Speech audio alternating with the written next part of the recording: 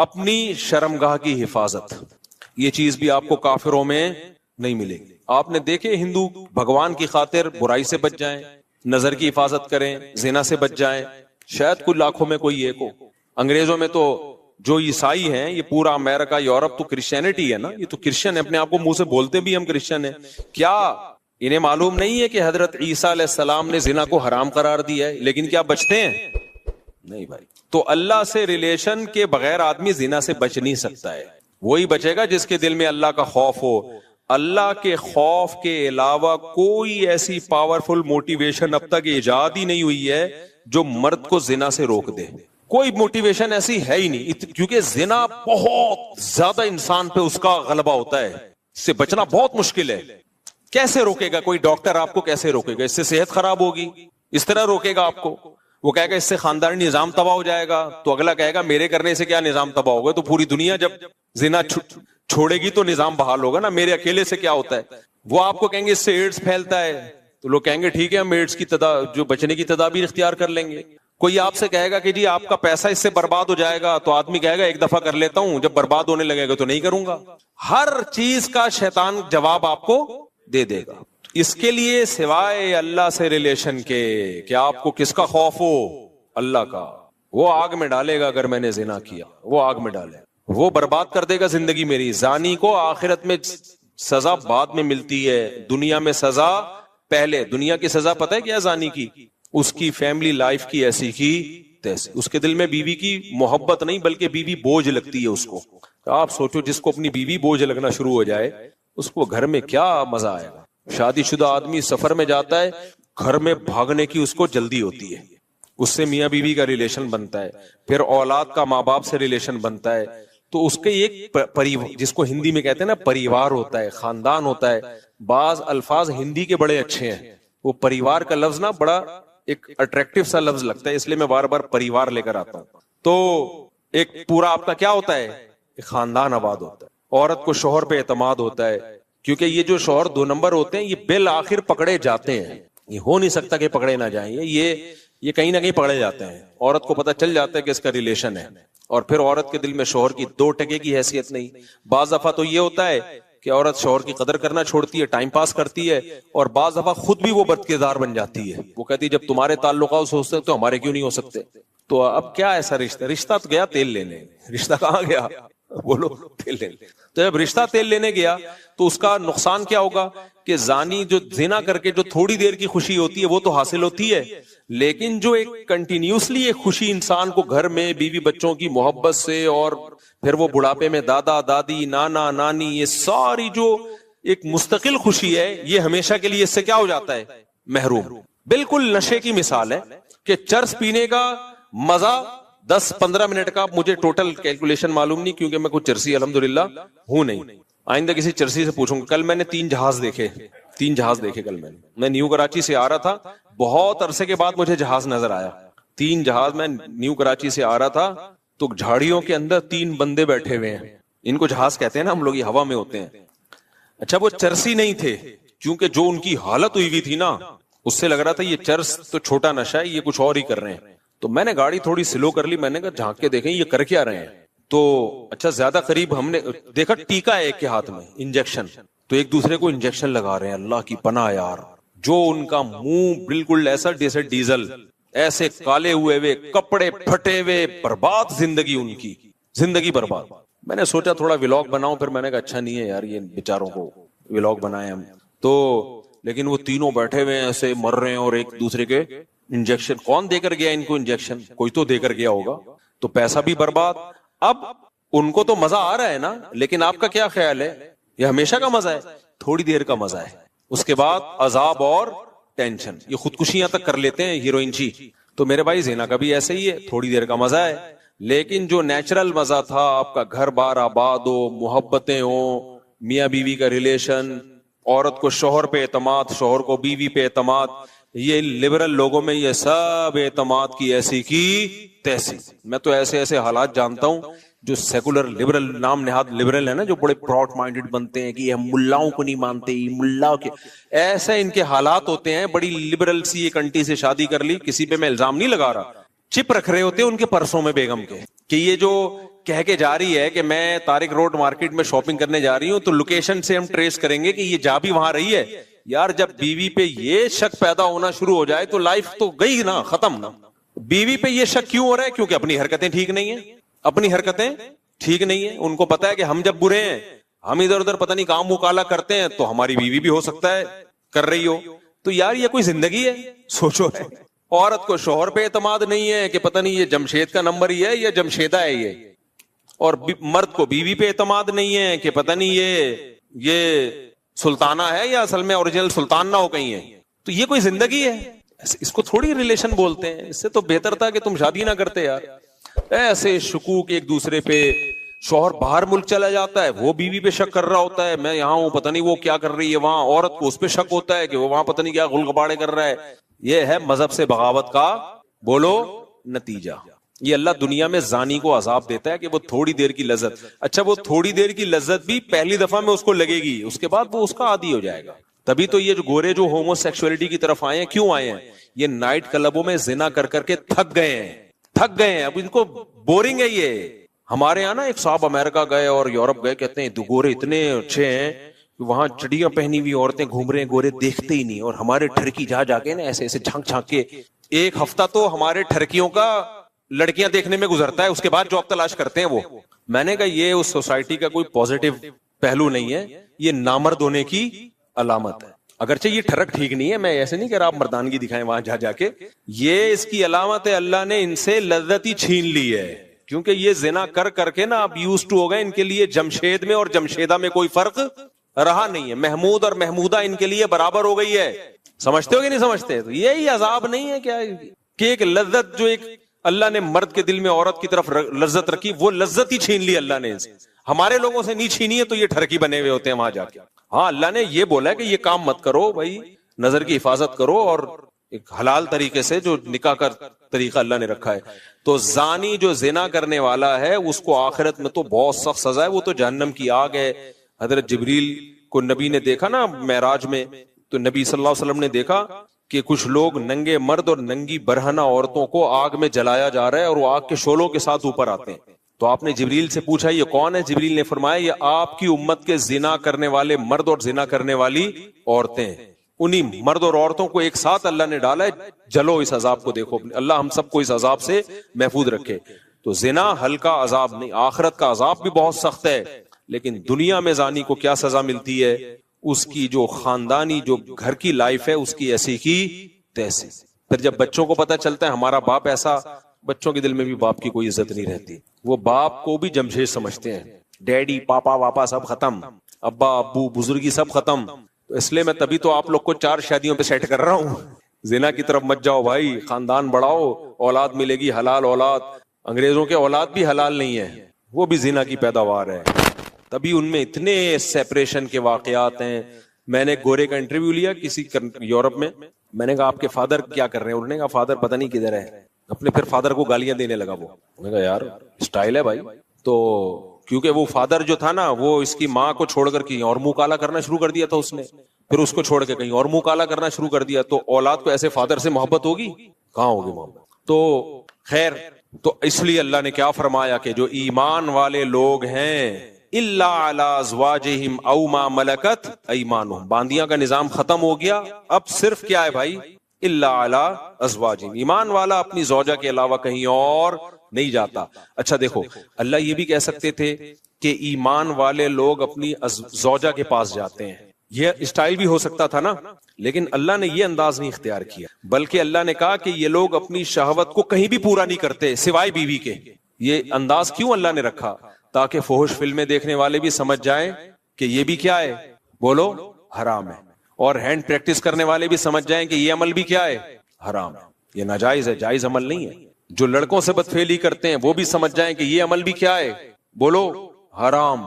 بد نظری سے اپنی خواہش پوری کرنا وہ عمل بھی کیا ہے, تصور میں کسی غیر عورت کا تصور. بعض نوجوان بتاتے ہیں ہم لیٹتے ہیں تو پھر فلم چلاتے ہیں دماغ میں, اس کی فلم پوری چلا کے اس سے لذت حاصل کر رہے ہوتے ہیں. بھائی یہ بھی ناجائز اور یہ بھی حرام. تو اللہ نے صرف اور اللہ نے کہا اپنی خواہشات کو کہیں بھی پورا نہیں کرتے سوائے بیوی کی. تو جب مسلمان پہ اتنی پابندیاں اتنی ریسٹرکشنز ہوں, بیویوں کی تعداد زیادہ ہونا تو بنتا ہے نا میرے بھائی, کیا خیال ہے؟ پھر اتنے پروٹوکول تو مسلمان مرد کو ملنا چاہیے نا. ایک انگریز مسلمان ہوا, جرمنی کا تھا میرا خیال ہے, اتنی بڑی داڑھی اس کی, جامعۃ الرشید میں آتا تھا. اب جب مسلمان ہوا ہے, جرمنی میں کتنی عیاشی آپ کو بتائے, مسلمان ہوا تو پھر یہاں گلشن اقبال میں کوئی لڑکی مسلمان کوئی لڑکی تھی, اس سے پھر اس کی شادی ہوئی, بڑا ماشاءاللہ داڑھی واڑی اور بڑا نیک انگریز تھا وہ. میں ملا اس سے, گپ شپ لگائی, تو مجھے کہتا ہے میں تو کروں گا 4 شادیاں. اس سے یہ ہو رہا تھا کہ میری بیوی نہیں کرنے دے رہی, حالانکہ وہ مسلمان ہے, پاکستانی مسلمان ہے. پھر وہ یہی کہنے لگا, یار ہم نے جب اتنی عیاشی چھوڑ دی اسلام کے لیے, ہم نے اتنی بڑی قربان, اور صحت بھی ایسی اس گورے کی, آپ جرمن تو ویسے ہی دیکھا ہوگا نا آپ نے, کیسے ہائٹ ہوتی ہے ان کی, اتنے چماٹ مارے تو بندہ گر جائے. تو ایک دم غصہ ہو گیا میرے سامنے بیٹھے بیٹھے. میں نے کہا بھائی میں نے تھوڑی روکا ہے تجھے, اس کی بیوی اس کو روک رہی تھی تو اس پہ غصہ ہو رہا تھا. ہم یہ ایسے کر رہا تھا انگلش میں نا, انگلش بھی جانتا تھا, وہ جرمن تھا یا پتہ نہیں فرانس کا تھا, بھی مجھے پورا یاد نہیں ہے, واقعہ بھی 15-20 سال پرانا ہے. تو پھر بھائی وہ تو پھر مسلمان کا اتنا تو بنتا ہے نا. اچھا یہ یورپ میں جو یا انگریز عورتیں جو ہے نا, وہ یہ بات آسانی سے ایکسپٹ کر لیتی ہیں کہ مرد 2 شادیاں کرے, کیونکہ ان کو پتا ہوتا ہے کہ مرد کی دوستیاں بہت عورتوں سے ہوتی ہیں. جو سیکولر لبرل لوگ ہیں, نام نہاد لبرلز کی بات کر رہا ہوں میں, یہ کرتے کیا ہے, ان کی دکھانے کو ایک بیوی ہوتی ہے, لیکن ان کی عورتوں کو بھی پتا ہوتا ہے کہ ان کے تعلقات بہت ہیں. دفتر میں ان کی جو سیکریٹری ہے وہ الگ ہے, وہ ایک الگ عذاب بنی ہوئی ہے بیوی کے لیے, وہ بھی چھانٹ چھانٹ کے رکھتا ہے, اس کی کوالیفیکیشن سے زیادہ اس کی شکل دیکھی جا رہی ہے. اور پھر باہر جا کے کیا کچھ کر رہا ہے, یورپ جا رہا ہے, فلاں ملک جا رہا ہے, پتہ نہیں کیا کر رہا ہے. تو یہ جو انگریز عورتیں ہوتی ہیں, یہ زیادہ آسانی سے ایکسپٹ کر لیتی ہیں, جب یہ اسلام قبول کرتی ہیں نا, یہ ایکسپٹ کر لیتی ہیں کہ ہمارے شوہر کی دوسری بیوی ہو, کیونکہ انہوں نے وہ تباہی والا دور دیکھا ہوتا ہے, وہ دور انہوں نے دیکھا ہوتا ہے. تو ہماری عورتوں کو نے کیونکہ دیکھا نہیں ہے نا, وہ ان کو اس لیے اسلام کی قدر نہیں ہے. تو اللہ نے کیا فرمایا بھائی, اللہ نے فرمایا الا علی ازواجہم, مسلمان مرد کے پاس اپنی زوجہ کے علاوہ کوئی آپشن نہیں ہے. اچھا یہاں پھر ڈاکٹر لوگ ٹانگ اڑاتے ہیں, ڈاکٹر کہتے ہیں یہ ایکچولی یہ جو ہینڈ پریکٹس وغیرہ ہے, اس سے ایکچولی صحت کو نقصان نہیں ہوتا, اور یہ تو وغیرہ وغیرہ جو ڈاکٹر فضول باتیں کر رہے ہوتے ہیں. دیکھو ایک چیز خوب اچھی طرح سمجھ لو, ہر چیز میڈیکل سائنس سے ثابت نہیں ہو سکتی. میڈیکل سائنس کیا کرتی ہے کہ وہ کہتے ہیں بھائی جب آپ سیٹسفائی ہوتے ہو ادھر ہو یا ادھر ہو, تو جو وہاں آپ کی باڈی میں چینجنگ آتی ہے وہی یہاں بھی آتی ہے. یعنی وہ تو اس کو بالکل ایک سمپل اس پر لے کے جا رہے ہوتے ہیں, لیکن حقیقت یہ ہے اس سے میڈیکلی بھی آپ کو نقصان ہوتا ہے, کیونکہ مینٹلی آپ ڈسٹرب ہوتے ہو. اللہ نے جو کام, نیچر کبھی غلطی کرتی ہے, مجھے ایک بات بتاؤ, فطرت کبھی 2 نمبری کرتی ہے؟ تو اللہ نے مرد کو عورت کے لیے, عورت کو مرد کے لیے پیدا کیا ہے. اگر یہ خواہش آپ کی ہاتھ کے ذریعے یا کسی اور طریقے سے پوری ہوگی تو یہ ہو نہیں سکتا کہ آپ ذہنی طور پر آپ ڈسٹرب نہ ہو, یہ ہو نہیں سکتا, یہ ناممکن ہے. اللہ نے ہمارے لیے دودھ کو پیدا کیا ہے یا چرس کو پیدا کیا ہے؟ دودھ کو پیدا کیا. دودھ پیتے رہو, مینٹلی کوئی دماغ میں کوئی خرابی آئے گی آپ کے؟ بھائی یہ نیچرل ہے نا, انڈے کھاتے رہو, پراٹھے کھاتے رہو, چاول کھاتے رہو, روٹی کھاتے رہو, کچھ بھی نہیں ہوگا. آپ زیادہ مزے کے چکر میں چرس پہ آ گئے, باڈی کو نقصان ہو یا نہ ہو, سب سے پہلے کھوپڑی خراب ہوگی آپ کی. تو یہ جو ہاتھ سے خواہش پوری کرنے کی جن کو عادت پڑتی ہے, یہ مینٹلی ڈسٹرب ہوتے ہیں. اب وہ کیسے ہوتے ہیں ایک الگ ٹاپک ہے, میں زیادہ یہ اس کو ڈیپ میں جا کے نہیں بیان کرتا. ان کی شادی شدہ لائف بہرحال متاثر ہوتی ہے, یہ ہو نہیں سکتا کہ وہ متاثر نہ ہو. اب لوگ کہہ رہے ہوتے ہیں کہ مثالیں دے رہے ہوتے ہیں, فلاں کو اس کی عادت تھی لیکن شادی شدہ لائف میں کوئی متاثر نہیں ہوا. بھائی وہ یہ تو جب ہوگا جب کمپیئر کر کے دیکھو کہ جو یہ کام نہیں کرتے ان کی شادی شدہ لائف اور جو کرتے رہے ان کی لائف, دونوں میں بڑا فرق ہوگا. آپ کمپیئر کیسے کرو گے؟ تو جب انسان مینٹلی کسی اور جگہ اپنے آپ کو سیٹ کر لیتا ہے تو اس کو اس سیٹنگ سے نکلنے میں ٹائم لگتا ہے بہت زیادہ. میرے پاس کتنے نوجوان آئے ہیں جن کو عادت ہو گئی تھی, بہت زیادہ عادت ہو گئی, تو وہ اتنے ڈسٹرب ہوئے ہیں, وہ کہہ رہے ہیں ہم اسی کام میں سیٹسفائی زیادہ ہوتے ہیں. یہ خود ایک آپ کے یہ اس کی علامت ہے کہ آپ کی جو دماغی صحت ہے وہ بری طرح متاثر ہوئی ہے اس سے. اس لیے وقتی طور پر اگر باڈی کو کوئی نقصان ہو بھی رہا ہو نا, جیسے ڈاکٹر کہتے ہیں کہ آپ اپنی خواہشات پہ جو کنٹرول کر رہے ہو اور اس کو پورا نہیں کر رہے تو آپ کا جسم بھی متاثر ہوگا, بھوک نہیں لگے گی, تو یہ وقتی نقصان ہے. یہ شادی کے بعد یہ سارے سائیڈ افیکٹ ختم ہو جائیں گے, لیکن اگر غلط طریقے پہ سیٹ ہو گئے نا تو وقتی طور پہ یقیناً کچھ فائدے حاصل ہو سکتے ہیں, لیکن دائمی طور پہ اس کے نقصانات ہوں گے. اور سب سے بڑی بات یہ یار ایک چیز میں اگر فائدہ ہو بھی صحت کو بالفرض, لیکن جب ہمارے لیے وہ اللہ نے حرام قرار دے دیا تو بس مسلمان کے لیے یہ نقصان کافی ہے, یہ نقصان کافی ہے مسلمان کے لیے. صحابہ نے شراب کے بارے میں نبی سے پوچھا تھا. مشرکین مکہ کہا کرتے تھے کہ شراب میں تو بہت سارے فائدے بھی ہیں, اسلام نے شراب کو حرام قرار دے دیا, لیکن شراب پی کے باڈی میں طاقت آتی ہے, کتنے ڈپریشن ٹینشن ہو جب شراب پیتے ہیں تو سارے غم ہم بھول جاتے ہیں. تو اللہ نے کوئی زیادہ لمبا چوڑا جواب نہیں دیا قرآن میں. اللہ نے فرمایا اثمہما اکبر من نفعہما, ان میں جو گناہ ہے وہ ان کے فائدوں سے زیادہ ہے. اور دوسری بات ایک ذہن میں یہ بھی رکھو کہ میڈیکل سائنس کا ٹاپک اخلاقیات نہیں ہے. مثال کے طور پر آپ کسی ڈاکٹر سے پوچھو کہ ڈاکٹر صاحب زنا کرنے میں صحت کو کوئی نقصان ہے, تو ڈاکٹر کہے گا نہیں بھائی, بیوی کے پاس جانا اور زنا کرنا دونوں میں ایک جیسی انرجی یوز ہوتی ہے تو کوئی نقصان نہیں ہے. یہ ڈاکٹر یہ بات کیوں کرے گا؟ اس لیے کہ اخلاقیات ڈاکٹر کا ٹاپک نہیں ہے. لیکن مذہب آپ کو بتائے گا زنا کرنے میں نقصان کیا ہے, جہنم کی آگ ہے. اگر 4 گواہوں سے ثابت ہو گیا تو 100 کوڑے ہیں, اور اگر شادی شدہ ہونا ثابت ہو گیا تو زمین میں گاڑ کے پتھروں سے مار کے ہلاک کیا جائے گا اس کو. اتنا بڑا جرم ہے یہ. تو ہر چیز ڈاکٹروں سے پوچھنے کی نہیں ہوتی, کیونکہ یہ آج کل نا لوگ ڈاکٹر سے پوچھ رہے ہوتے, ڈاکٹر صاحب مجھے یہ عادت پڑ گئی ہے. ڈاکٹر کہتے ہیں وہ پتہ نہیں خود کیا کر رہا ہوتا ہے, بہرحال وہ کہتے ہیں کہ کرتے رہو. تو اور لڑکوں کو ڈاکٹروں نے اس میں بگاڑ دیا, خراب کر دیا. تو ہمارے لیے بھائی اللہ کا قانون بہت ہے. ہاں یہ ضرور ہے کہ جن لڑکوں کو اس کی عادت پڑ جائے نا تو یہ عادت جلدی چھوٹتی نہیں ہے. تو جن کو عادت نہیں پڑی ہے وہ اپنے آپ کو اس عذاب سے بچائیں.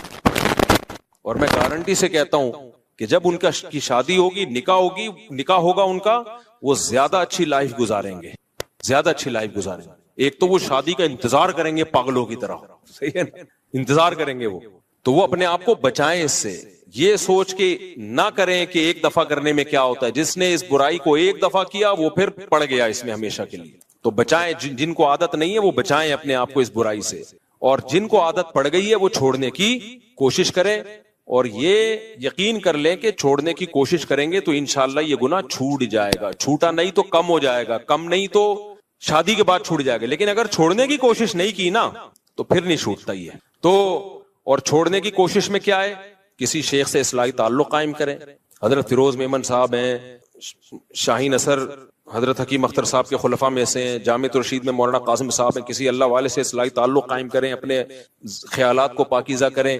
اور جب بھی گناہ ہو اپنے آپ پر کوئی سزا رکھیں, کوئی روزے کی یا کوئی صدقہ وغیرہ کی سزا رکھیں, تو اس سے آہستہ آہستہ یہ گناہ بولو چھوٹ جاتا ہے. اور پھر بھی نہیں چھوٹ رہا تو مایوس نہ ہو, کوشش نہیں چھوڑنی ہے, کیونکہ اس کوشش کا پتہ ہے کیا فائدہ ہوگا. اگر آپ نے کوشش نہیں کی تو خوب سمجھ لو اس گناہ تک نہیں رہو گے, پھر اس سے ایک اسٹیپ آگے بڑھو گے. جو ہینڈ پریکٹس کرتے ہیں زنا کی طرف پھر وہی جاتے ہیں, کیونکہ ان کو اپنی خواہش پہ کنٹرول ہی نہیں ہوتا. اس کا سب سے بڑا عذاب ہی یہی ہے, کیونکہ وہ نا بار بار ان کے جذبات بھڑکتے ہیں. جو ایک دفعہ ہمت کر کے اس برائی کو چھوڑ دیں ان کے جذبات بھڑکتے ہی نہیں ہیں, وہ کنٹرول میں آ جاتے ہیں. یہ ایسا جرم ہے کرو گے تو کرتے رہنے کی عادت پڑے گی. پھر ایک میرے پاس ایسے نوجوان آتے ہیں ایک دن میں 6-6, 7-7 دفعہ کر رہے ہوتے ہیں یہ برائی. تو آپ نے اگر چھوڑنے کی کوشش نہیں کی, پہلی بات یہ گناہ بڑھتا چلا جائے گا. دوسری بات پھر اس گناہ تک رکو گے نہیں, یہ گناہ آپ کو فحش فلموں تک لے کر جائے گا, پھر فحش فلموں سے زنا تک لے کے جائے گا آپ کو. تو چھوڑنے کی کوشش میں کیا ہوگا فائدہ, یا تو چھوٹ جائے گی برائی ہمیشہ کے لیے, یا کم ہو جائے گی, یا کم از کم وہاں اسٹاپ لگ جائے گا, اس سے آگے نہیں جاؤ گے آپ. کیونکہ آپ لڑ رہے ہو شیطان سے تو شیطان بھی دفاعی پوزیشن میں آ جائے گا. نہیں آئی میرا خیال ہے بات. جب آپ شیطان سے لڑو گے نا, ایک ہوتا ہے اقدامی پوزیشن, بڑھ چڑھ کے حملے کرنا, ایک ہوتا ہے دفاعی پوزیشن, حملہ کوئی اور کر رہا ہے آپ صرف دفاع کر رہے ہو. تو اگر آپ نے ہتھیار ڈال دیے اور اس برائی سے بچنے کی کوشش بھی چھوڑ دی تو شیطان اقدامی پوزیشن میں آئے گا, وہ بڑھ چڑھ کے آپ پہ حملے کرے گا. وہ کہے گا ابھی یہ کر رہے ہو, اب اس سے آگے جاؤ, اب اس سے آگے جاؤ, اب اس سے آگے جاؤ, زنا کروا کے چھوڑے گا وہ. لیکن اگر آپ چھوڑنے کی کوشش میں لگ گئے, یا تو آپ شیطان سے جیت جاؤ گے, چھوٹ جائے گی برائی. نہیں جیتے تو کم از کم اتنا ہوگا کہ شیطان کو دفاعی پوزیشن میں لے آؤ گے. شیطان کہے گا ٹھیک ہے میں بڑھ چڑھ کے حملے تو نہیں کر رہا, لیکن تجھے یہاں تک روکوں گا میں, کم از کم یہ کرتا رہا, اس سے آگے بڑھنے پہ نہیں آئے گا وہ. آپ لوگ کو سمجھ میں نہیں آ رہا, رہنے دو. اس لیے خلاصہ یہ نکلا کہ جب بھی کسی نوجوان سے یہ گناہ ہو وہ عزم کرے میں اپنے آپ کو سزا دوں گا. سزا کچھ بھی ہو سکتی ہے, وہ خود فیصلہ کرے. صدقہ کروں گا کچھ پیسے, یا روزہ رکھوں گا, یا اتنے نوافل پڑھوں گا, یا صبح کا ناشتہ گول کر دوں گا, یا اس دن کھانا نہیں کھاؤں گا. کچھ نہ کچھ سزا دے. شروع میں ہلکی سزا دے, بہت زیادہ سزا نہ دے, تو آہستہ آہستہ آہستہ, اور پھر اللہ سے دعا بھی مانگے, 2 رکعت پڑھ کے توبہ بھی کیا کرے, تو آہستہ آہستہ یہ گناہ انشاءاللہ چھوڑ جائے. سمجھتے ہو کہ نہیں سمجھتے؟ تو اللہ نے کیا فرمایا, الا علی ازواجہم, اللہ سے اگر ریلیشن مضبوط کرنا ہے تو نکاح کے علاوہ تمہارے پاس کوئی آپشن نہیں ہے. یہ اللہ کا حکم ہے. آگے ہم چلتے ہیں, آج میں نے یہ صورت ختم کرنی ہے. الا علی ازواجہم او ما ملکت ایمانہم فانہم غیر ملومین. اللہ فرماتے ہیں کہ جو تمام راستوں کو خواہش پوری کرنے کے بند کرے اور نکاح کو فوکس کرے, تو جو نکاح کو فوکس کرے گا یہ قابل ملامت نہیں ہے. یہ جملہ لگانے کی بھی کیا ضرورت تھی اللہ تعالیٰ کو؟ بھائی نہیں آئی میرا خیال ہے بات. اللہ تعالیٰ نے اگر کسی چیز کو حلال کر دیا تو اللہ کے لیے اتنا کہنا کافی ہے نا کہ یہ حلال ہے تمہارے لیے, کہ بھائی بیوی کے پاس جا سکتے ہو, کافی ہے نا یہ. لیکن اللہ نے آگے کہا کہ اگر زوجہ کے پاس جو جائے گا یا نکاح کرے گا, یہ لوگ قابل ملامت نہیں ہے. یہ کہنے کی اللہ کو ضرورت کیا تھی بھائی؟ اب جب بھی کوئی قانون بنایا جاتا ہے تو اتنا کہہ دینا کافی ہوتا ہے یہ اللیگل ہے اور یہ لیگل ہے. آگے یہ کہنے کی کیا ضرورت ہوتی ہے کہ جو یہ لیگل کرے گا وہ ملامت کے قابل نہیں ہے؟ یہ کہنے کی ضرورت پڑتی ہے؟ میں آسان مثال سے سمجھاتا ہوں بات کو. دیکھو, ڈاکٹر سے آپ نے پوچھا کہ ڈاکٹر صاحب کیا کیا کھا سکتا ہوں, کیا کیا نہیں کھا سکتا, تو ڈاکٹر کہے گا کہ بھائی آپ کا چونکہ گلا خراب ہے, آپ اچار نہیں کھا سکتے, آپ کولڈ ڈرنک نہیں پی سکتے, آپ یہ نہیں پی سکتے. ڈاکٹر صاحب کیا میں گنے کا رس پی سکتا ہوں؟ ہاں پی سکتا ہوں. ہاں آپ پی سکتے ہو. ڈاکٹر یہ کہے گا نا, بس اتنا کافی ہے. تو اللہ بھی یہ کہہ دیتے بھائی یہ حرام ہے, اور نکاح کر کے جو خواہش پوری کرتے ہیں وہ کیا ہے؟ حلال ہے. لیکن اللہ نے کہا کہ جو اپنی نکاح کر کے خواہش پوری کرتے ہیں یہ لوگ قابل ملامت نہیں ہے, کیونکہ اللہ کو معلوم تھا کہ کچھ صوفی مزاج لوگ فنٹر بنیں گے اور شادیاں کرنے والے کو بھی تانے دیں گے شہوت پرستی کے, کیونکہ وہ یہ سمجھیں گے کہ یہ دنیا داری ہے. وہ کہیں گے بھائی حرام سے بھی بچو, حلال میں بھی بقدر ضرورت اکتفا کرو. کیا شادیوں میں لگ گیا ہے اور کوئی کام نہیں ہے تمہارا؟ ابھی ایک شادی ہوئی, پھر دوسری شادی, پھر تیسری شادی, پھر چوتھی, کیا ہو گیا یار یہ آپ؟ تو اس لیے اللہ نے فرما دیا کہ جو نکاح کو فوکس کر رہا ہے اس کو میں نے پرمیشن دی ہے, اپنے خرچے پہ کر رہا ہے, برابری کرے گا. تو کوئی اگر اس کو تانا دیتا ہے نا ملامت کا کہ ابے یار تو بھی ہے تو بھی ٹھرکی, پہلے تو حرام کر رہا تھا ادھر ٹھرک تھا, اب شادیوں پہ سیٹ ہو گیا تو ٹھرکی ہے. نا نا نا نا, اللہ کہتے ہیں یہ میری طرف سے اس کی پرمیشن ہے, لہذا اس کو ٹھرکی کہنے کی کسی کو اجازت. مذاق میں کہتے تو الگ بات ہے, میں نے بھی یونیورسٹی میں کسی کو مذاق میں کہہ دیا تھا. یونیورسٹی میں میرا بیان ہوا تو کسی نے 4 شادیوں کی بات کی, ایک دم لڑکے ایک دم جوش میں آ گئے نا, میں نے کہا تم سب ٹھرکی ہو. وہ مذاق تھا. صحیح ہے. تو کیونکہ میرا ویسے کچھ نہیں ہو رسپانس آ رہا, جیسی یہ بات ہوئی ایک دم سب. تو اللہ تعالیٰ نے یہاں یہ اس لیے کہا ہے, تبھی فتاوی قاضی خان ایک فقہ کی بہت پرانی کتاب ہے, اس میں لکھا ہے کہ اگر کسی شخص کے پاس 2 بیویاں تھیں, اس نے ایک اور شادی کی اور کسی نے اس کو تانا دیا کہ یار کیا کر رہا ہے یار, تیری خواہش 2 سے پوری نہیں ہوئی ہے کیا, تو یخاف علیہ الکفر, اس پہ خطرہ ہے کہ وہ کافر نہ ہو گیا ہو, کیونکہ اللہ نے باقاعدہ پرمیشن دے کے کہا ہے کہ یہ قابل ملامت بولو نہیں ہے. جب اللہ نے کہہ دیا کہ کرنے دو, اپنے خرچے پہ بھیک لے کے کر رہا ہو تو پھر بھیک کی ملامت کرو یار, یہ کیا کر رہا ہے. جب اپنے خرچے پہ کر رہا ہے اور ان میں اگر بے عدلی کر رہا ہے تو بھی قابل ملامت ہے. اس کو آپ یہ کہو یار حقوق کیوں ادا نہیں کر رہے, اس پہ بھی اس کو ملامت کی جائے گی. یار شادیاں تو کرے جا رہے ہو, حقوق پورے نہیں کر رہے, اس پہ بھی ملامت کی جائے گی.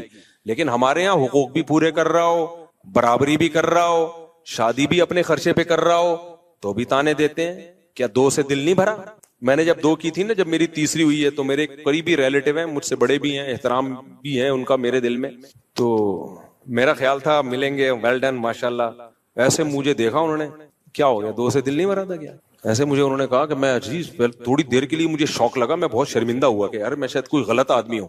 ایسا انہوں نے مجھے طنز کیا نا, کیا پھر کر لی, ایسا طنز کیا, مجھے تھوڑی دیر کے لیے لگا کہ میں کوئی سوسائٹی میں نیک یا شریف آدمی نہیں ہوں. مجھے ایسا محسوس سا ہوا, اتنی مضبوط لہجے میں انہوں نے ڈانٹا مجھے. تو پھر میں نے سوچا یار اللہ نے کہا فَإِنَّهُمْ غَيْرُ مَلُومِينَ, اللہ کہہ رہے ہیں, اللہ تھپکی دے رہے ہیں, کوئی بات نہیں, کوئی بات, ٹھیک کیا, کوئی مسئلہ نہیں. حقوق پورے کر رہے ہو تو کیا کیا ہے, ٹھیک کیا ہے. تو یہ میں نہیں کہہ رہا میرے بھائی, یہ اللہ کہہ رہا ہے کہ اگر کوئی شادی کر رہا ہے اپنے خرچے پہ کر رہا ہے, لڑکی والوں کو دھوکہ بھی نہیں دے رہا, اس میں پہلی والیوں کے ساتھ برابر کا سلوک بھی کر رہا ہے, اور تیسری کو گھر بھی الگ لے کے دے رہا ہے, اسی کے ساتھ ٹھونس نہیں رہا پہلی کے ساتھ, کیونکہ یہ سب چیزیں لوگ خیال نہیں کر رہے ہوتے, ادھر ہی ٹھونس دیتے ہیں. راتوں گزارنے میں بھی برابری کر رہا ہے اور حقوق بھی پورے کر رہا ہے, تو اللہ کہہ رہے ہیں کوئی بات نہیں, تمہیں تیسری پہ تانا مل رہا ہے, میری طرف سے تمہیں اجازت ہے چوتھی بھی کر سکتے. تو اللہ نے مجھے خصوصی پرمیشن دی ہے, اس کے بعد پھر میں چوتھی کی طرف آیا. ورنہ جس طرح سے انہوں نے مجھے تانا دیا تھا نا, میں ایک دم شوق ہو گیا تھا, کیونکہ لوگ مبارکباد دے رہے تھے اور وہ آ کے انہوں نے کہا کہ دو سے دماغ نہیں پھر کر لی. تو اب تو خاندان کے بڑے تھے وہ, تو ان کی بات کو میں سیریس بھی لیتا تھا, تو اس لیے میں تو شوق میں چلا گیا تھوڑی دیر. پھر میں نے سوچا یار میں اتنا لوگوں کو موٹیویٹ کرتا ہوں, جب میں شوق میں چلا گیا تو جو ایک عام آدمی ہے جس کے پاس اتنے دلائل نہیں ہیں, اس کی تو بیزارے کو سوسائٹی میں منہ دکھانے کے قابل نہیں رہتا ہوگا, وہ اس کو تو لوگ تانے دے دے کے مار دیں گے اس کو. تو اس لیے پھر مجھے ڈھیٹ بننا پڑا. تو یہ قرآن کی آیت کو میں اس لیے ایکسپلین کر رہا ہوں کہ بھائی حلال اگر کوئی کر رہا ہے تو وہ قابل ملامت نہیں ہے. اور اسی سے اور بھی آگے چلو, یہ ہر حلال کے بارے میں اگر کوئی اپنے خرچے پہ نلی نہاری کھا رہا ہے, اس میں مغز ڈال رہا ہے اور اس میں نیمبو نچوڑ کے مزے کا بنا رہا ہے, حرام ہے حلال ہے, حلال ہے, اس کو بھی تانا دینا نہیں بنتا. حلال ہے بھائی, چوری کے پیسوں سے تھوڑی کھا رہا ہے. اگر کوئی اپنے پیسوں سے لگژری گھر بنائے, ایئر کنڈیشن لگائے, لان بنائے, اس میں اللہ نے اس کو پیسہ دیا, سوئمنگ پول بھی بنا لے, چاہے یہ کام مفتی کرے, مولوی کرے, عامی آدمی کرے, قابل ملامت نہیں. ہاں جب چندے کے پیسوں سے کر رہا ہوں, حرام کر رہا ہوں, وہ تو پھر تو کوئی بھی کرے ناجائز ہے. اگر کسی کا اپنا بزنس ہے میرے بھائی, اللہ نے اس کو دولت دی ہے, وہ کرے. کچھ لوگوں کو اس پہ اعتراض ہوتا ہے یہ بزنس کلاس میں مولانا لوگ سفر کیوں کرتے ہیں. بھائی اگر اپنے پیسوں سے بزنس کلاس میں سفر کر رہا ہے تو اللہ نے پیسہ دیا خرچ کرنے کے لیے, بچانے کے لیے نہیں دیا, تو قابل ملامت نہیں ہے. یا کسی نے اس کو انوائٹ کیا اور اس نے مہمان کے اکرام میں بزنس کلاس کا ٹکٹ کرا دیا, تو بھی قابل ملامت نہیں ہے. یہ لوگ ملامتیں کر رہے ہوتے ہیں جیلس ہو کے کر رہے ہوتے ہیں. دیکھو اللہ نے, ہاں یہاں لوگ ایک سوال کرتے ہیں, ہمارے نبی کی زندگی تو اتنی سادہ تھی, آپ تو گدھے پہ سواری فرمایا کرتے تھے, آپ صلی اللہ علیہ وسلم کا تو گھر اتنا سادہ تھا. اس کا جواب میں دے چکا ہوں کہ ہمارے نبی کی طبیعت اللہ نے ایسی بنائی تھی کہ آپ کو دنیا کی طرف طبعی رغبت تھی نہیں. تو جس کی طبیعت ہی ایسی ہو تو وہ نہ کرے, لیکن نارمل لوگوں کی طبیعت ایسی نہیں ہوتی. ہمارے پاس سلیمان علیہ السلام کی مثال ہے نا, حضرت سلیمان علیہ السلام بھی تو اللہ کے پیغمبر تھے, حضرت عثمان بھی تو اللہ کے نبی کے چہیتے صحابی تھے. آپ کی تو بڑی زبردست لائف تھی, بے تحاشا دولت تھی حضرت عثمان کے پاس. 400 اونٹ حضرت عثمان کے ایک ٹائم پہ مدینہ میں تجارتی مال لے کے آتے تھے. مدینہ کی زمین ہلتی تھی, پتہ چلتا تھا کسی تاجر کا مال آ رہا ہے. اتنا پیسہ اللہ نے دیا تھا حضرت عثمان کو. تو ہمارے پاس مثالیں ملتی ہیں پیسے والوں کی بھی اور پیسے نہ والوں کی بھی. تو غربت میں آپ غربت پہ راضی رہیں. دولت, میرے شیخ جو حضرت مفتی رشید احمد صاحب تھے, تہجد میں 5 پارے پڑھنے کا معمول, اور اتنا اللہ کا خوف تھا. جو پرانے لوگ ہیں جانتے ہیں کتنے بڑے پرہیزگار تھے, اور دنیا کی محبت زیرو تھی, لیکن لائف لگژری تھی بھائی ان کی. لائف کیا تھی, پگڑی اتنی مہنگی پہنتے تھے, کرتا ایسا سفید چمکتا ہوا, بہت مہنگا کرتا تھا. گھڑی 1985 میں 60,000 کی گھڑی لی تھی انہوں نے. اس وقت 60,000, آج سوچ لو کتنے لاکھ کی پلاٹینم کی گھڑی تھی, بہترین. وہ ان کی لگژری. گاڑی ایسی تھی کویت کے شہزادے سے خریدی تھی, سوچ لو کیا گاڑی ہوگی. ہم جب گاڑی میں بیٹھتے تھے کبھی کبھار ہمارا دل ہی نہیں کرتا تھا, ہم کیونکہ رکشے سے آتے تھے مدرسے, اور ان کی کبھی گاڑی میں بیٹھے تو اترنے کا دل نہیں کرتا تھا. تو لیکن دنیا کی محبت الگ چیز ہے, دنیا کی نعمتوں کا استعمال کرنا الگ چیز ہے. میرے خوراک بھی ان کی خاندانی تھی, خوراک میں سیب, بادام, انڈے, یہ ان کی خوراک تھی. اب اگر کوئی اور ان کے بارے میں مجھے یہ بتاتا تو میں سوچتا شاید وہ بزرگ نہیں تھے, دنیا پرست تھے. لیکن ہم نے تو بھائی ان کی صحبت میں کئی سال گزارے ہیں. ہم کہتے ہیں اگر وہ بھی بزرگ نہیں تھے نا, اللہ والے نہیں تھے, پھر تو اللہ والے مارکیٹ سے کیا ہو گئے ہیں, شارٹ ہو گئے. کیونکہ ہمیں پتا تھا کہ یار ان کے دل میں دنیا کی محبت, سخاوت اتنی تھی, اتنی اپنے اوپر بھی لگا رہے ہیں اور غریبوں پہ خرچ بھی کر رہے ہیں. حضرت کے پاس جو پیسہ آتا تھا نا زمینوں سے, ایسے نوٹوں کی گڈیاں میں اس پہ رکھی ہوتی تھی. اپنے گھر کا خرچہ نکالا, اس میں یہی انڈے, پراٹھے اور یہ سب چیزیں. پراٹھے نہیں کھاتے تھے, یہ خوراک بھی بڑی انہوں نے خاندانی رکھی ہوئی تھی, گوشت کے اور یہ سب چیزوں کا خرچہ نکالا, باقی سارا فی سبیل اللہ صدقہ. اب دیکھنے والا ان کا صدقہ تو دیکھ نہیں رہا ہوتا تھا. نئے لوگ آتے نا بدگمان ہو جاتے, یار یہ کیسے بزرگ ہیں, اتنی مہنگی گھڑی ہے, اتنے مہنگے جوتے ہیں ان کے, گاڑی ایسی شاہانہ, اور ایک فلور اوپر جانے کے لیے بھی لفٹ لگائی ہوئی ہے, کیونکہ جب ایج زیادہ ہو گئی تھی تو اوپر جانا مشکل ہو گیا تو لفٹ لگوا لی تھی. اور جب کمرے میں جاتے تو بے ہوش ہو جاتے ان کا کمرہ دیکھ کے, ایسا خوبصورت کمرہ, دل ہی نہیں کرتا تھا نکل. ہم جاتے تھے صفائی کے لیے تو ہم کہتے تھے کہاں سے صفائی شروع کریں بھائی. یعنی ہمارے گھروں سے وہ اتنے زیادہ صاف ہوتے تھے, ہمارے گھر صاف ہو کے اتنے اچھے نہیں ہوتے تھے جتنے ان کے میلے ہو کے ہوتے تھے اچھے. تو ایسا ان کے گھر میں صفائی کا ماحول. حضرت کہتے تھے میرا جو مصلی ہے وہ میلا ہونے سے پہلے دھلتا ہے, میرے کپڑے میلے ہونے سے پہلے دھلتے ہیں. ہمارے گھر میں دھلائی گھر کے گندا ہونے سے پہلے, گھر کے بستر کی چادریں میلی ہونے سے پہلے دھلتی ہیں. ہم کہتے تھے بھائی یہ کیا ہے, اس کی لاجک سمجھ میں نہیں آئی. فرماتے تھے اگر میلا ہونے کے بعد دھلیں تو میل تو دیکھ لیا نا گھر میں. آپ لوگ سے بہت دیکھو یہ اوپر کی باتیں, یہ سمجھ میں نہیں آئی, ہمیں بھی نہیں آتی تھی سمجھ میں. حضرت کہتے تھے کپڑے اگر میلے ہو گئے تو میل تو دیکھ لیا نا. صفائی اس کو تھوڑی کہتے ہیں میل میل نظر آ رہا ہے, صفائی کہتے ہیں میل نظر آنے سے پہلے صاف ہو رہا ہے. تو حضرت کے گھر کی چادریں دھلتی تھیں. ایک ٹائم تھا کہ اتنے وقت کے بعد اب میلی ہونے کا خطرہ شروع ہو گیا ہے, لہذا اتنے ٹائم کے بعد چادریں دھلیں گی. حضرت کا جو مصلی تھا جہاں نماز پڑھتے تھے, ایسے نماز ایسے بالکل جیسے کوئی کھمبا کھڑا ہوا ہو نا, ایسے قد بھی ماشاءاللہ اونچا تھا. پنجابی تھے نا تو بڑے چودھری ٹائپ کے, ان کا حضرت کا مزاج بھی ایسے ہی تھا. تو وہ کپڑے میلے ہونے سے پہلے دھل رہے ہیں, ایسی صفائی اور خوشبوئیں, او بھائی ان کی خوراکیں. تو اگر کوئی مجھے ان کے بارے میں بتاتا اور میں نے ان کی صحبت میں خود ٹائم نہ گزارا ہوتا, میں کیا کہتا, فوراً فتویٰ لگا دیتا یہ دنیا پرست ہیں, معاذ اللہ عیاشی کر رہے ہیں. لیکن ہم نے ان کا اللہ سے تعلق دیکھا ہے, اسی کے بعد ہمیں اندازہ ہوا بھائی دنیا رکھ کے بھی اللہ والا بنا جا سکتا ہے, کو دیکھ کے اندازہ ہوا, اور انہوں نے ایک مثال قائم کی. تو اس لیے, اور اگر تم چاہتے ہو کہ نبی جیسی ہی زندگی ہو تو پھر تو میرے بھائی جو ہماری زندگی ہے, پھر تو غریب کی زندگی بھی بڑی لگژری ہے. پھر تو ایک کمرے کا چھوٹا سا کچا مٹی کا گھر بناؤ. پھر تو جن علماء کے پکے گھر ہیں نا, چاہے کرائے پہ ہوں, وہ بھی غلط کر رہے ہیں. پھر تو اکانومی کلاس میں سفر بھی غلط ہے. پھر تو پیدل جاؤ گدھے پہ بیٹھ کے, اور جو کی روٹی کھاؤ وہ بھی ایک ٹائم. اور گھر آپ کا اتنا چھوٹا ہو کہ آپ اگر نماز میں سجدہ کریں تو آپ کی زوجہ کو پاؤں سمیٹنے پڑے, اتنا چھوٹا گھر ہو, اور اس میں ایئر کنڈیشن کیا پنکھا بھی نہ ہو. ہمارے نبی کے گھر میں پنکھا بھی بولو نہیں تھا, اور ایک ہی پیالہ تھا, اسی میں کھانا, اسی میں پانی, اسی میں دودھ. تو اتنی سادگی آج کون افورڈ کر سکتا ہے؟ تو تم اپنے مولاناؤں کو مشورے وہ دیا کرو جو خود افورڈ کر سکو. ایک واقعہ سنا کے بات کو سمیٹتا ہوں. ایک دفعہ ہارون رشید کے دور میں ہارون رشید گھوڑے پہ جا رہا تھا, بڑی زبردست شاہی سواری. تو ایک شخص آیا, اس نے ہارون رشید کے گھوڑے کی لگام پکڑی, یا لوگوں کو گارڈ وارڈ کو اس کو بولا مجھے ہارون رشید سے ایک سوال پوچھنے دو خالی. گارڈوں نے اجازت دے دی. وہ آیا ہارون رشید سے کہنے لگا بتا تو زیادہ بہتر ہے یا عمر بن خطاب بہتر تھے؟ ہارون رشید نے کہا یار عمر بن خطاب, تو وہ عمر بن خطاب تھے بھائی, وہ زیادہ بہتر تھے. تو اس شخص نے کہا عمر بن خطاب کے کپڑوں پہ پیوند لگے ہوتے تھے, وہ گدھے کی سواری کرتے تھے, گھر میں روٹی نہیں تھی, کوئی یہ پورا پروٹوکول نہیں تھا, اور تو ان سے 1000 گنا کمتر ہے. اپنی سواری, اپنا لباس دیکھ اور اپنی لگژری لائف دیکھ, تجھے شرم نہیں آتی؟ وہ ہارون رشید نے بڑا خاندانی جواب دیا.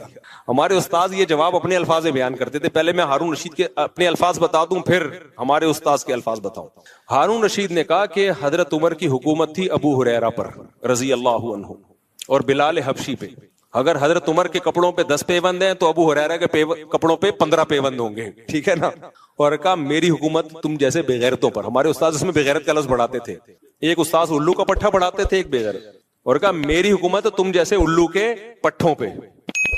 تم خود تو اتنے 1000 گز کے گھر بنا کے رہتے ہو بھائی, اور کوئی ایک پیوند کا, اور بادشاہ کے بارے میں چاہتے ہو پھٹے پرانے کپڑے پہن کے گدھے پہ گھومے ہو. تو کہا اس جیسی رعایا ہوگی تو ہم بھی انہی جیسے بن جائیں گے. تو وہ چپ ہو کے چلا گیا پتلی گلی سے. تو اس لیے میرے بھائی یہ مولوی جو بنتے ہیں نا, یہ اسی سوسائٹی سے بن کے سوسائٹی مارکیٹ میں آتے ہیں, سمجھ رہے ہو. یہ کوئی ایسا نہیں ہے کہ نبی صلی اللہ علیہ وسلم کی اولادیں یا صحابہ آج مولوی بن رہے ہیں. تو آج جو مولانا بن رہے ہیں وہ اسی سوسائٹی سے نکل کے آتے ہیں. تو جیسی پبلک ہوگی مولانا بھی اسی ٹائپ کے ہوں گے.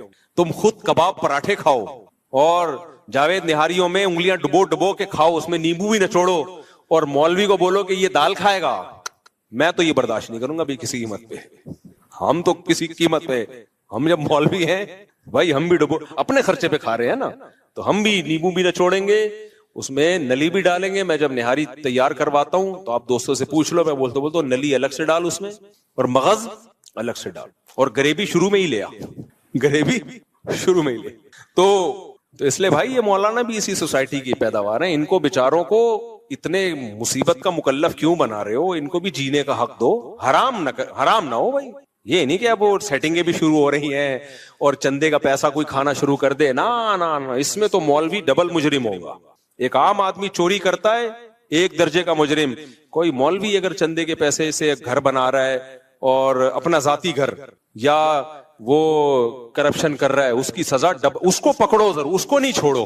اس کو تو میں لوگوں کو کہتا ہوں نہیں چھوڑو. یہ نہ دیکھو یہ مولوی کیا کھا رہا ہے کیا پہن رہا ہے، یا بھائی اس کی پرسنل لائف ہے، کھانے دو، اس کے بچوں کو بھی خود بھی اچھا کھانے دو، اچھا پہننے دو. لیکن میرے بھائی اگر مسجد میں کوئی مولانا یا مدرسے میں کوئی کرپشن کر رہا ہے، آپ اس سے پوچھ رہے ہیں یہ گاڑی آپ نے کہاں سے لی، وہ جواب ہی نہیں دے پا رہا اس کا. حضرت آپ کی تو اتنی آمدن ہے نہیں، تو کسی نے ہدیہ دیا ہے آپ کو، تو ذرا بتا دیں کون ہے جو اتنا بڑا دل کر کے پوری گاڑی ہدیہ دے دی، گفٹ دے دی، کون ہے؟ تو یہ انتظامیہ کا فرض بنتا ہے وہ پوچھے، اور اگر وہ اس کو واضح نہ کر سکے تو بھائی اس کا مطلب یہ 2 نمبری ہو رہی ہے. پھر کیا ہوتا ہے، پھر میں بتاتا رہتا ہوں، پھر آپ اس مولانا سے پوچھتے ہیں یہ چندے کے پیسوں کا، وہ پھر پتہ ہے کیا جواب دیتے ہیں؟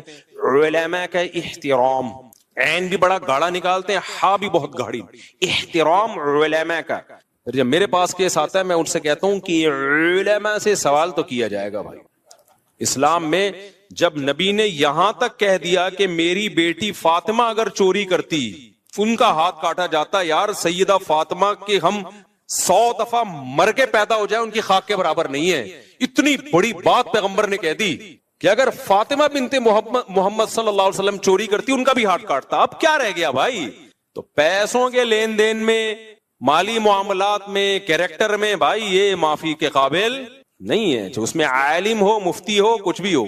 تبھی ہماری مسجد کا سارا مالیاتی شعبہ میں نے اپنے ہاتھ میں رکھا ہی نہیں ہے، وہ خزانچی کو دیا ہوا ہے، اور وہ بھی یہاں کے پرانے بزرگ ہیں، ان سے حساب لیتا رہتا ہوں میں. لیکن یہ کہ وہ تاکہ کوئی مجھ پہ انگلی نہ اٹھائے. اور جو ابھی ہم نے مفتی طارق مسعود فاؤنڈیشن بنائی ہے نا، اس کا پیسہ بھی ایک آدمی کے ہاتھ میں نہیں رکھا. میں چاہتا سارا آ رہا ہے میرے اکاؤنٹ میں، اپنے پاس رکھتا میں. بدگمانیاں ہوتی، انگلیاں اٹھتی. بھائی ایک آدمی نہیں ہے، پوری ایک ٹیم بنا دی ہے کہ سب کے صلح مشورے سے یہ پیسہ خرچ ہوگا، اور ایک آدمی کی انڈیویجول رائے اس میں نہیں چلے گی. تو یہ سب چیزیں مسجد کا امام ہو، مدرسے کا ہو، سب کو کرنا پڑے گا. کیونکہ بعض لوگ بڑے اس میں فراڈی ہوتے ہیں. میں نہیں کہہ رہا امام اور محتمم فراڈی ہوتے ہیں، نا. فراڈی لوگ بھی مدرسے کے محتمم بن جاتے ہیں، بعض دفعہ فراڈی لوگ بھی مسجد کے امام بن جاتے ہیں. تو اس میں پھر علماء اور احترام یہ ہوا نہیں چلے گی. ان سے بولو بھائی سسٹم میں سب آئیں گے، پورا حساب ہوگا، اور ایک آدمی کے پاس یہ اتنی بڑے مالیاتی نظام ہونا نہیں چاہیے. ایک آدمی کے پاس نہیں ہو، یہ آپ کتنے ہی نیک ہیں پھر بھی نہیں ہوگا. کیونکہ نبی صلی اللہ علیہ وسلم نے ہمیں بدگمانی کے مواقع فراہم کرنے سے بھی منع کیا ہے. دیکھو آپ صلی اللہ علیہ وسلم اپنی ایک زوجہ کے ساتھ اندھیرے میں کھڑے ہوئے تھے. ایک صحابی گزرے، آپ نے ان صحابی کو بلا کے کہا یہ میری زوجہ ہے. ان صحابی نے کہا یا رسول اللہ میں تھوڑی آپ پہ شک کروں گا. لیکن نبی نے ان کو شک کا جو شیطان کو جو وسوسے کا موقع تھا وہ بھی کیا کر دیا، دور. تو یار پیغمبر اپنے بارے میں وضاحتی بیان دے رہے ہیں کہ بھائی یہ میری زوجہ ہے، یہ نہ مت سمجھ لینا کوئی نامحرم عورت ہے. تو جب پیغمبر اپنے بارے میں وضاحتی بیان دے رہے ہیں تو مدرسے کا محتمم یا مسجد کا امام، اس سے کیوں نہیں پوچھا جائے گا جناب یہ اتنا پیسہ آ رہا ہے، آپ تو کوئی حساب ہی نہیں دیتے. وہ بندے آتے ہیں نوٹوں کی گڈی پکڑائی اور پتلی گلی سے نکل لی ہے، یا آپ کو ذاتی کوئی ہدیہ دے رہا ہو، آپ جانے وہ جانے، یہ کیا ہے؟ تو مسجد کا ہے، یہ مدرسے کا ہے. تو آپ نے ٹیم ہونی چاہیے. اچھا بعض لوگ ٹیم کو بٹھاتے ہیں، وہ ٹیم کا کام بس سائن کرنا ہوتا ہے، اس کو کوئی پوچھنے والا اس سے نہیں ہے. اس کو ایک بس آڈٹ کرنے کے لیے اکاؤنٹنٹ کو وہ بیوقوف بنانے کے لیے بٹھائے ہوا ہوتا ہے. تو یہ اس کی شریعت میں اجازت. ان چیزوں پہ اعتراض کرو، نہاری پہ اعتراض مت کرو. بزنس کلاس میں سفر کر رہا ہے اس پہ اعتراض مت کرو. کوئی گاڑی میں گھوم رہا ہے اس پہ اعتراض مت کرو. یہ اعتراض بنتا نہیں ہے. پھر گدھے پہ لانا پڑے گا اس کو، کیونکہ اس سے پہلے پھر وہ تو سائیکل پہ بھی جائے گا. تو نبی کے دور میں تو بھائی سائیکل بھی نہیں تھی، لوگ گدھے پہ سواری کرتے تھے. تو پھر تو بہت ہی آپ کو اس زمانے کے حساب سے تو پھر کوئی تقوی کوئی اختیار کر ہی نہیں سکتا. تو شریعت کا ایک سیدھا سادہ اصول ہے بھائی، اللہ نے کہہ دیا لما تحرم ما احل اللہ لک، 28واں پارہ، کہ جو چیز اللہ نے حلال کی ہے اسے دنیا میں کوئی حرام نہیں کر سکتا. تو حلال جب پراٹھا بھی حلال ہے، 2 انڈے کھائیں 3 انڈے کھائیں، نہاری بھی حلال ہے، مرغی کی بوٹیاں بھی کیا ہے، لیگ پیس بھی کیا ہے، حلال ہے. اور تفریح کے لیے سوئٹزرلینڈ جانا بھی کیا ہے، حلال ہے. کشتی میں گھومنا بھی کیا ہے، جتنے کام میں نے کیے نا سارے بتا رہا ہوں میں. امریکہ میں اوپن سی میں گھومنا بھی کیا ہے، حلال ہے اگر کوئی گھوم رہا ہے. سوئمنگ بھی کیا ہے، حلال ہے. ہارس رائڈنگ بھی کیا ہے بھائی، حلال ہے. تو ان چیزوں پہ اعتراض کر کے اپنا ٹائم ضائع مت کرو, میری صحت پہ اس سے کوئی فرق نہیں پڑتا. صحیح ہے نا. میں پھر بھی یہ کام جو اللہ نے جتنی مجھے توفیق دی ہے میں کروں گا, چندے کے پیسوں سے نہیں کروں گا, بس یہ آپ کو بتا دوں میں. تو خلاصہ, آج بھی صورت ختم نہیں ہوئی, ٹائم ہمارا پورا ہو گیا. خلاصہ یہی نکلا کہ اللہ سے ریلیشن کے لیے 2 کام کرنے پڑیں گے, ایک نماز کی پابندی اور ایک اپنی خواہشات کو حلال تک محدود رکھنا, بد نظری سے حفاظت, زنا سے حفاظت. یہ دونوں کام کیے بغیر اللہ پھر آپ کے ریلیشن کو ریلیشن مانتا نہیں. آج کیا ہو رہا ہے, لوگ ایسے کچھ رسومات بس پوری کر رہے ہوتے ہیں, ربیع الاول میں کر لیں گے, کچھ محرم میں کر لیں گے, کچھ قرآن خوانیاں کر لیں گے, اور سمجھتے ہیں کہ بس ہم تو بڑا مذہبی گھرانہ ہے ہمارا. مذہبی گھرانہ